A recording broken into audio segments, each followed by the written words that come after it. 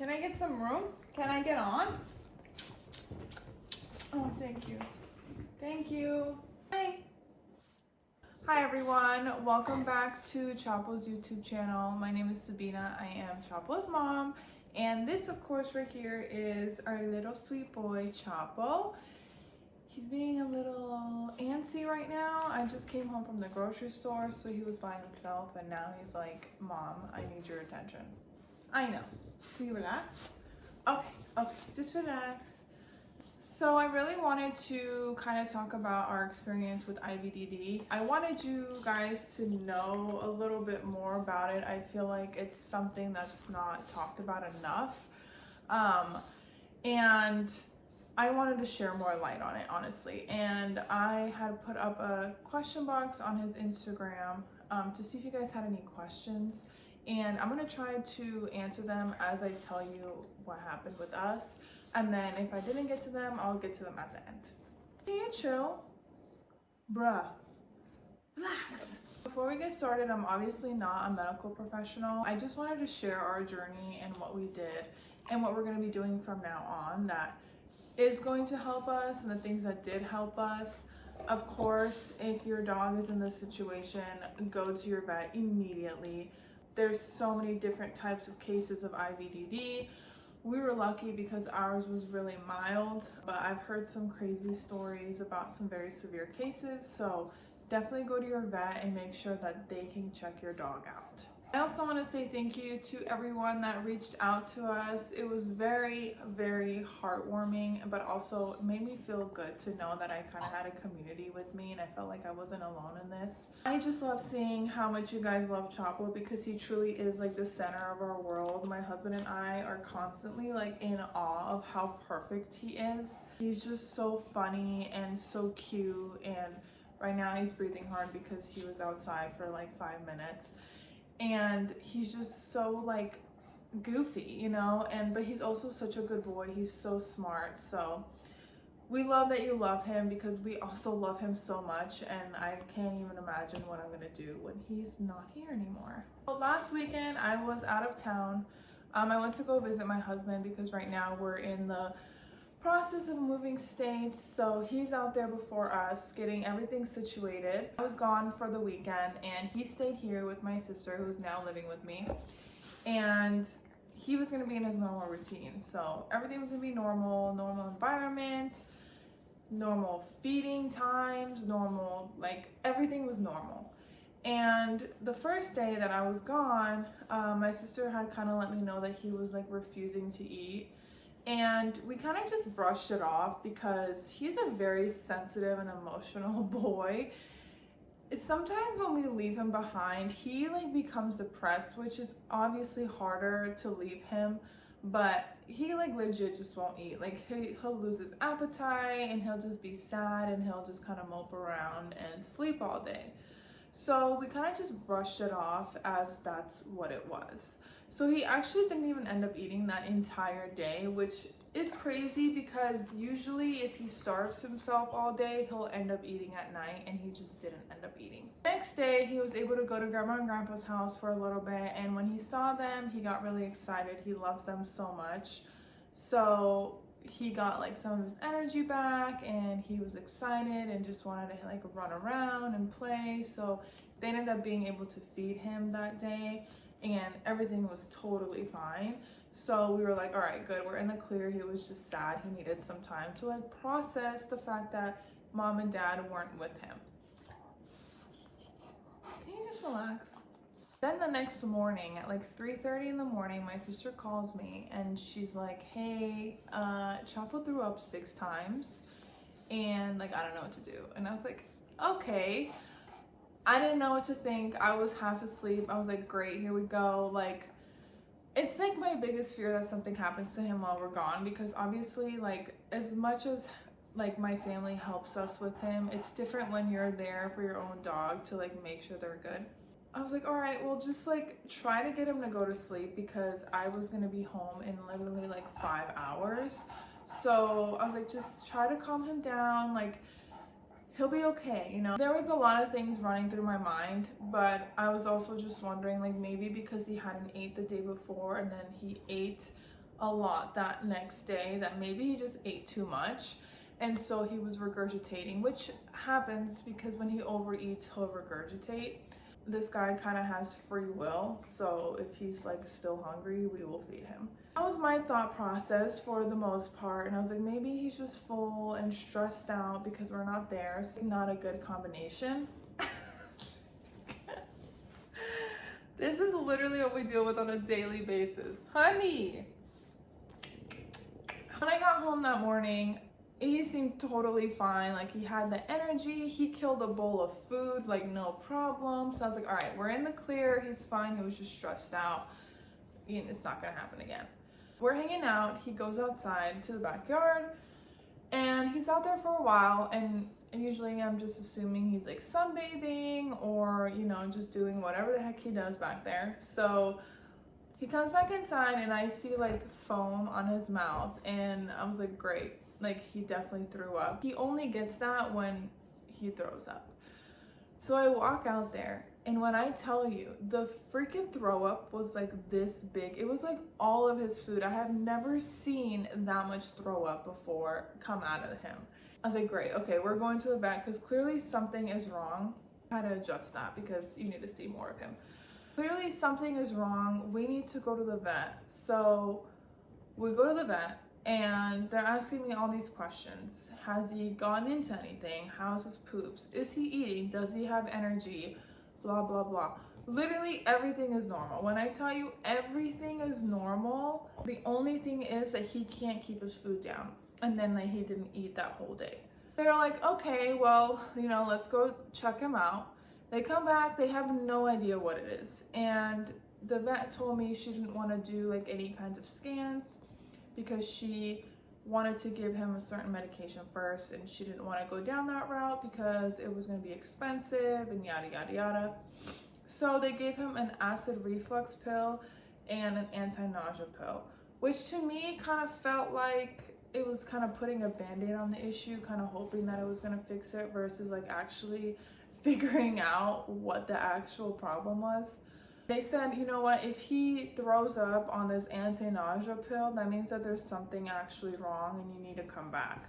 So I was like, okay, cool. Like, I didn't really feel any better, but I was like, what else am I supposed to do at this point? So we went home, I gave him his medication, he ate perfectly fine, no throw up. The next day, all day long, he ate his food how he was supposed to, no throw up. So I was like, all right, we're in the clear, like, we're good now, you know, this is gonna help him. The next day, he had eaten, and then we were sitting on the couch like this, and he was starting to drool profusely. And you know when you're like nauseous and you're about to throw up, your mouth just starts to salivate like crazy? That's exactly what was happening to him, but he, like, the amount of drool that was coming down, like my sweats were drenched, this blanket was drenched. Like, it was just like non-stop drool, drool, drool. So I was like, all right, we're going back to the vet. Obviously, you're nauseous, and this anti-nausea pill is not helping you. So that means that there's actually something wrong. So here we go.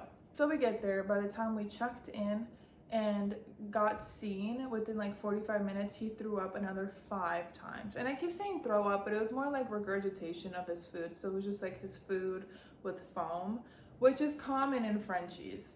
But it happened 5 times within 45 minutes, and obviously, like, that's not okay. The vet came in, they took him back. Buddy, what? Look at what you did to my pants. The vet came in, took him back, and she came back to me, and she told me that she's assuming that he has GERDs, which is something that's very common in Frenchies and any flat-faced breed.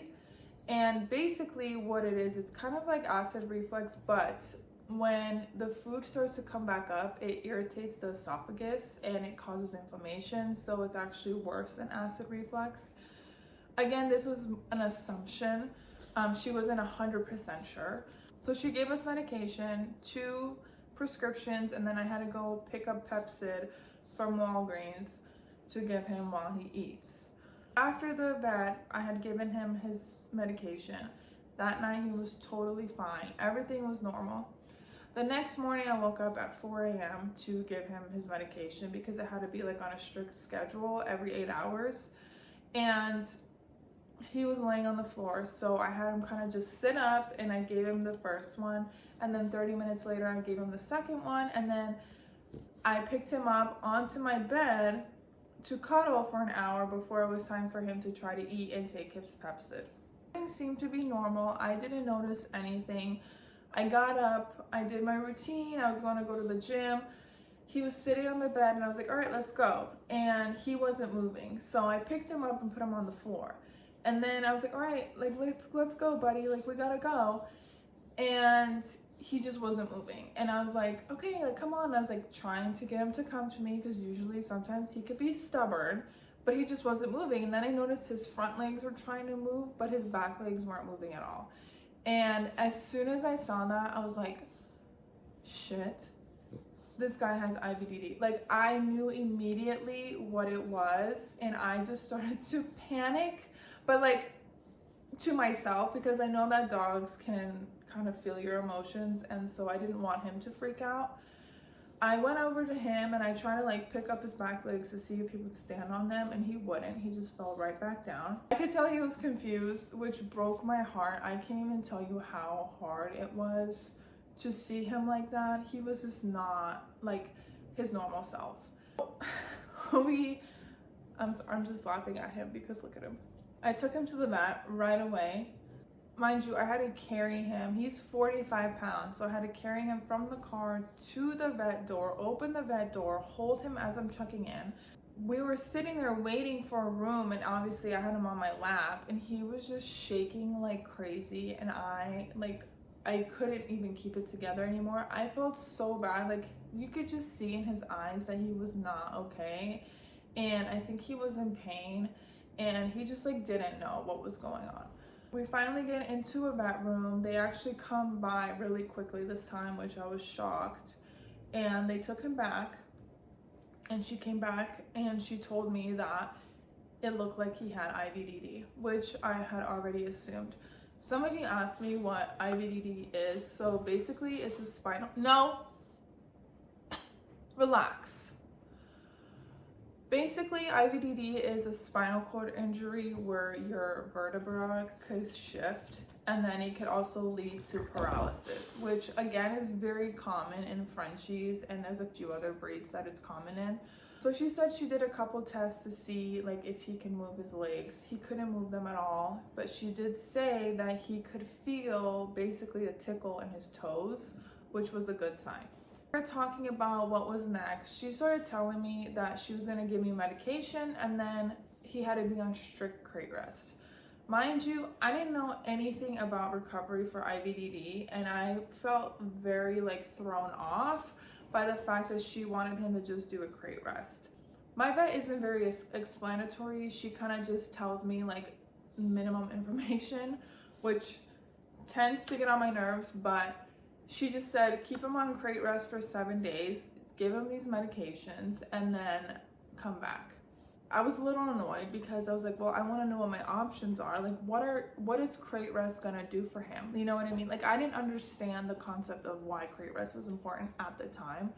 So I started asking about surgery, and she told me, well, if we do end up going that route, like I can give you a referral to a surgeon, but most surgeons don't like doing that surgery because it doesn't really help them. So at that time, I just felt like, oh God, like here we go. Chapo is just gonna be, knock on wood, like paralyzed, and I'm just gonna have to deal with it. Like, I can't even go give him surgery or anything. So they gave us 4 medications. They gave us trazodone, which was a sedation one. They gave us gabapentin, which is pain and mild sedation. They gave us Rimadyl, which is a non-steroid anti-inflammatory. And then they gave us, I don't know the name of this one, but it was for like muscle spasms and muscle injury. And she said give him these twice a day, all 4 of them, plus keep him on his medication for his stomach that I was already giving him 3 times a day. So he would be taking 7 medications multiple times in 1 day. And that was a lot for me because I'm not really the type to go to medicine first. I would like to know the root cause of something and see how you can fix it naturally. Don't get me wrong, I know medicine has its time and place, and this is definitely the time and place for that. I 1000% agree. But to be taking 7 medications in 1 day for him, like it just seemed like it was too much. After I ended up doing some of my own research on recovery for IVDD and even hearing from some of you guys and your experiences, I learned that crate rest is actually a very common recovery method, especially for mild cases. So I definitely was naive going into that vet appointment. I just wish it was more explained to me. And I will say that learning that crate rest is the way to go for most cases really kind of put me at ease.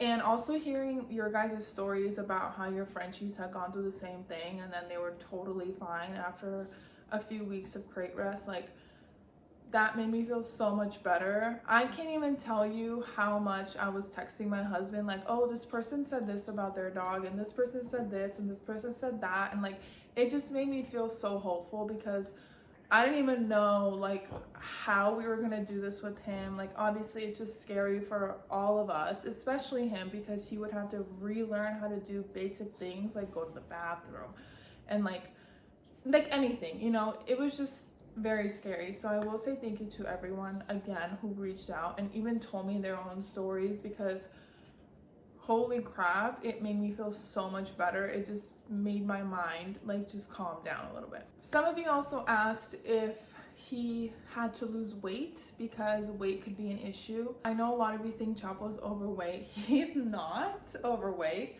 He's actually the size of an English bulldog, so he's kind of meant to be bigger, and him being 45 pounds is totally normal. He has muscle mass as well, so he's a totally healthy boy. In all the times that we've taken him to the vet, the issue of weight has not come up once. And obviously, knowing how I am and how my husband are, we wouldn't jeopardize him to be overweight and stuff like that, because we try to also take care of ourselves. It's just like we try to live a healthy lifestyle, and I'm going to try to mimic that for Chapo as well. So if anyone thinks he's overweight, I promise you he is not. Is he serious? Once we got home, I tried to get him to go to the bathroom because I was scared he was going to get a UTI. He hadn't gone since the night before at like 7 p.m. So there's this bush right out front of our house that he goes on every single time, like without a fail. So I was like, okay, if he's gonna go, he'll go on this bush for sure. So I had put him down, and he actually was able to stand on all 4 legs, which was improvement because a few hours before, his back legs literally would just come out from under him. He didn't end up going to the bathroom. He was just standing there stiff. You could tell he was confused and didn't know what was going on. So I went ahead and took him inside. I had to run to the store to get him a crate, because when I tell you this guy is the king of the house, like look at the way that he's laying. Like this is like, he could do whatever he wants. He sleeps wherever he wants.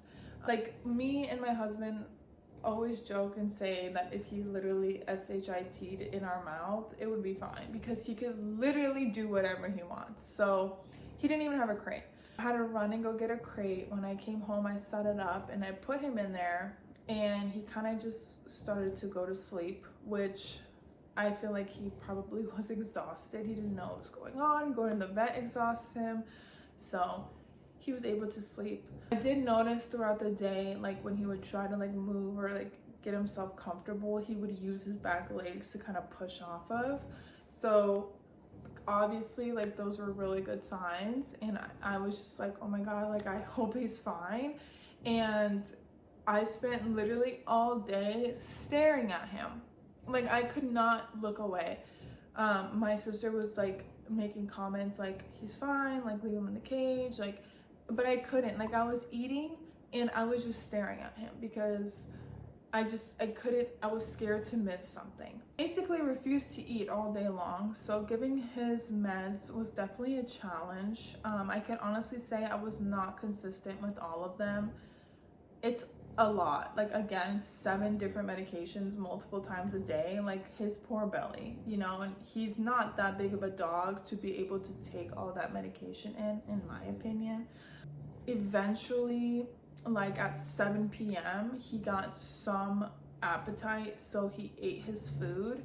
The only thing that he would eat was these Rigby packets. I have to show you. Stay. You see how he got up for this? This is the only thing that he would eat for days. Like, he didn't want anything but this. I tried so hard to mix his medication in with this. It just was so hard because as soon as he smelled the pills, he didn't want them. Luckily, one of my coworkers used to be a vet assistant, so she told me how to give him pills by hand. If she hadn't taught me that, there's no way that he would have taken like any of his medication, because he just refused to eat as soon as he smelled it. And like, he would be eating and then he would smell it and he would stop. And then I would try to feed him from a different spot where there was no medication and he just wouldn't eat it. So it's like he was hungry, but he was being extremely stubborn. This comes in handy literally every time. I'm trying to get a code with them. This is so, like, this is not sponsored or anything. I love Rigby, the beef one. It's like his thing, like, and he loves it. Back to medication. As I said, I wasn't as consistent as I was supposed to be. I definitely tried to stay the most consistent with the muscle injury, muscle spasm one. And I definitely try to stay consistent with his stomach ones as well that we had received the day before. Just because if he didn't take those and he ate, he would just throw it all back up. So he had something to help keep his food down. We played this healing frequency day and night for 2 days, and this is what happened. Like, I swear to God, that is the reason why these plants came back to life. But anyways, I had to show that because I know you guys are probably gonna think I'm a little crazy. I have been playing healing frequencies all day and all night, non-stop, because I truly do think that that is helping him. Another thing I did was use red light therapy. Please look it up before you totally judge me, but I promise you red light therapy is so good. So many people think it's going to be the next thing in medicine. Basically, red light therapy helps with inflammation, and I use it all the time on myself. My husband uses it. So I wanted to use it on his spine because I knew that area around his spine was definitely inflamed. So I think that also helped calm down the inflammation and helped him heal. If you're interested in seeing what the healing frequency is all about, I'm gonna go ahead and link it down below. It's a YouTube video and it's 11 hours long, but we just had it on replay. I'm gonna link that for you, and I'm also gonna link the red light therapy wand that we used. I use it on myself, my husband uses it on himself, and when I tell you my husband is skeptical and he's using this, like, I promise you it works. So that night my husband actually came into town to check on him, and they hadn't seen each other in almost a month. So I know he missed his dad, I know my husband missed Chapo, and when I tell you the second Chapo saw Alex, it was insane. The amount of energy that this guy had gotten out of nowhere, it was like he was 100% healed. Like, that's literally what it felt like. He was good. He was like ready. So my husband came down to him and he like jumped out of the cage onto him, which I was cringing the entire time because I was like, oh my God, like, he's supposed to be laying down and, you know, recovery is important. But it also felt good to see him be in such good spirits after such a long day of literally like depression in his cage. So it felt really good. I was so glad to see that he was able to pull through. Because he had all that energy out of nowhere, we took him out to the back to see if he would go to the bathroom. And he actually was able to kind of walk around by himself slowly. He did number 1 and number 2 by himself, and I can't even tell you the relief that I had for that, because one of my biggest concerns was, how the heck am I gonna get him to go to the bathroom if he can't even feel his legs? I was so scared for that, especially to being here by myself. Yeah, my sister's here, but I wouldn't want to put that responsibility on her. How am I supposed to work and do all these other things on top of taking care of him, really taking care of him, and seeing him be able to go to the bathroom was the greatest thing. Like, honestly, oh my god, the relief that I felt. The next day, he was already doing so much better. Like, he was ready to fly out of that gate. Obviously, I didn't let him. I forced him to keep resting. I took him out a little bit to cuddle with me. We have that big human dog bed, which really came in handy because we could lay on there with him and cuddle with him and make sure he wasn't moving. That was literally all we did the next day. I just paid attention to him, let him go outside a little bit just to stretch his legs and go to the bathroom. I had spoken to my vet a few days after that. She told me that even though he's progressing and doing so much better, this recovery time is so crucial because it can go back to normal like that. Even though we were so happy that he was doing so good, we still wanted to keep him resting, and we wanted to reduce as much like activities. Even walking wasn't recommended. So because he had so much freaking energy, that's when the trazodone came into play. The sedative literally saved us because I was able to give that to him and he was just out like a light. The amount of energy this guy had, he wanted to go on a walk. You gotta stay in your cage, you gotta relax, you know? And she told me that because he was doing better, it was okay to kind of keep him out of the cage, but just to, again, limit his walking because we didn't want it getting worse. Lucky for us, he's a pretty lazy boy, as you can tell. And the recovery part, as far as trying to make him lay and stay there, wasn't as bad as it could have been. A lot of you asked how to prevent IVDD and what we would be doing from now on to prevent it from coming back. The biggest thing is them going up and down the stairs. I'm not gonna lie, I'm very guilty of letting Chapo go up and down the stairs. We live in a 2-story house. He weighs 45 pounds. Like, for me to carry him up and down every single time he has to go up or down was doing a lot. But that is something we are going to be limiting completely. Luckily, the next house we'll be moving into is going to be a single story, so we don't have to worry about stairs. But in the meantime, I did buy a gate. I put at the bottoms of the stairs and the top of the stairs to prevent him from going up or down if I'm not there or if I'm not paying attention.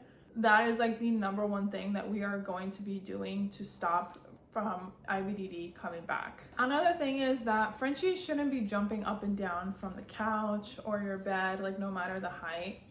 Our bed is pretty low, so I didn't really think it was that big of a deal. We do also have like a border around it that he kind of used to use as a step stool. So like he would like be on the mattress and then he would jump on that and then he would jump on the floor. That is a no-go for us anymore. I am currently looking into finding something to get him up there. He hates ramps. He's like definitely afraid of them. Obviously stairs don't work. So I'm trying to figure out something to get him onto the bed because I know that in the middle of the night, he loves to jump on there. The past 2 nights, he woke me up around 2 a.m. like on the dot because it was time for him to come up on the bed. Another thing is I bought like this step/ramp thing for the couch, which I will link below. It hasn't came yet, so I haven't tested it out, but it's kind of like this. So it's not totally steps and it's not totally a ramp. Hopefully that works, fingers crossed, because he loves to get up and down off the couch. Even when I'm not home, like I'll come home and he's sleeping on the couch. So definitely got to figure out that as well. But as far as him jumping up by himself, it's just not happening anymore. Another thing I'm gonna cut down on completely or cut off completely is him playing on a floor that he can't grasp onto. In our house downstairs, we have laminate or vinyl, I don't know what it is, but it's slippery. And even at my parents' house or my mother-in-law's house, it's flooring that is slippery. And so sometimes we'll like throw his toy and he'll like run after and then slide, and you know, and I think that because he can't get a grip on it and he's just like kind of like trying to, it hurts his spine as well. So we're not doing that anymore. From now on, if we're playing on the carpet or outside on the grass where he has more of a grip. The only way to prevent IVDD is to actually control the environment that your dog is in. It's very challenging, especially because we can't be home 24/7, but putting him in an environment where there is no room for injury is going to help prevent IVDD. When I'm leaving the house, I will leave him upstairs now. We have a little loft area, there's carpet, so I will put a gate up so he can't go down the stairs. I shut all the doors so he can't jump on any beds, and really, he can't go anywhere. We do have a couch there as well, so I kind of just put things in front of the couch because he's scared of everything, so he won't go near it. So really, he just has his bed on the floor and the carpet, and there's nothing that can cause injury. You have to start being more cautious of where you're leaving your dog. If you're leaving him in a crate and that's what you do, that's great. But if you're someone like me that kind of gives your dog free will to do whatever the heck he wants, you kind of still want to give that freedom, but not too much to where it can lead to possible injury. Trying to teach him how to not jump on the couch and how to not jump on the bed. The couch we're still working on. He'll get ready to jump on it and I'll stop him. The bed, he kind of stands up on the little border and just kind of breathes really hard. He can easily jump up, but I think he's starting to learn that he's not allowed to jump up on the bed anymore. Frenchies are really smart. They're very stubborn, but they're smart. And I feel like if you're continuously telling them that they can't do something and then teach them a new way to do it, they will eventually learn. Also be adding some new supplements to his routine. It's going to be all natural stuff, of course, but it's going to help with joints and inflammation, which again is very big for IVDD. I don't have them yet, but I will go ahead and link them all below for you, so you can kind of see what I'm getting. When I tell you that he loves this couch, like, this is his favorite spot. I don't care. Honey, you okay? I really wish I had his life. You have no idea. He just lounges all day long. It's so cute. I was also asked what some of the symptoms were for IVDD that I might have noticed prior. And again, I was out of town when the symptoms started, so I'm not 100% sure, but from what I've read and what I've seen and what I've heard, if your dog starts to lose his appetite or if he starts to shake a lot, that could be a symptom. If they're walking and their legs just feel weak or they're just like not walking how they're supposed to, that could also be a symptom.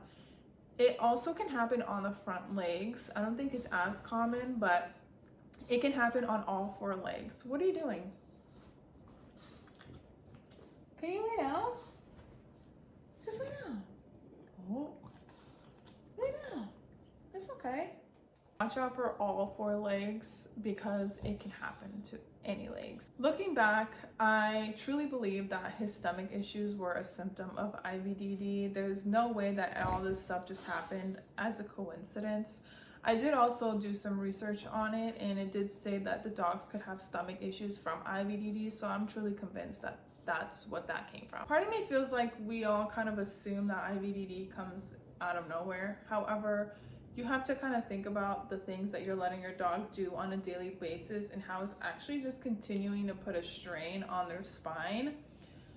I'm 1000% guilty of letting him do things that he shouldn't have been doing, and this is why I'm making this video, because I want to shed light on it, but I also want you guys to learn from my mistakes. I wouldn't want this happening to any dog owner. It's not a good time. We were very lucky that this was a very mild case. However, I've heard some horror stories with some very severe cases, and obviously we want to do everything we can to prevent that. So again, just look at the environment, look at the daily routine, look at what you're letting your dog do and see what you can change from there. Honestly, as Frenchie owners, I feel like as soon as we sign up to have a Frenchie, we sign up to be overly cautious because they are so sensitive. One more thing I forgot to mention, when we went to the vet for his stomach issues, one thing that she told me is that for any breed that is flat-faced, it's very important to be eating out of a bowl that is elevated. So I talk about the Easy Eat bowl a lot. I love it. I can tell he loves it. He just seems way more comfortable and he regurgitates his food way less from being able to stand straight and eat.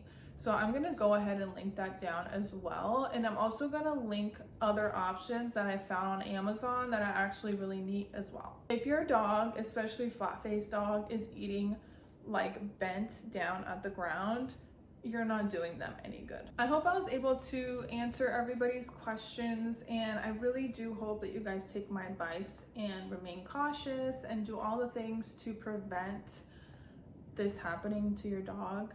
I would never wish this upon any dog owner, and again, we were very lucky that this was such a mild case.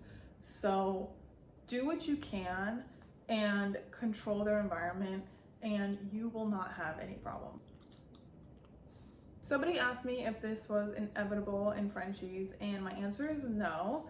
From the research I've done, they don't get IVDD just because they're Frenchies. Really just comes down to their environment and the things that you're letting them do. But it's a totally preventable disease. It doesn't have to happen to your dog just because they're a certain type of dog. As always, we appreciate you guys. We appreciate this community that we've built. Again, it honestly warms my heart. I'm literally tearing up right now that you guys love Chapo so much. And again, all of your kind and positive messages truly did help, and we love you guys so much. I know Chapo would love you if he knew exactly what was happening.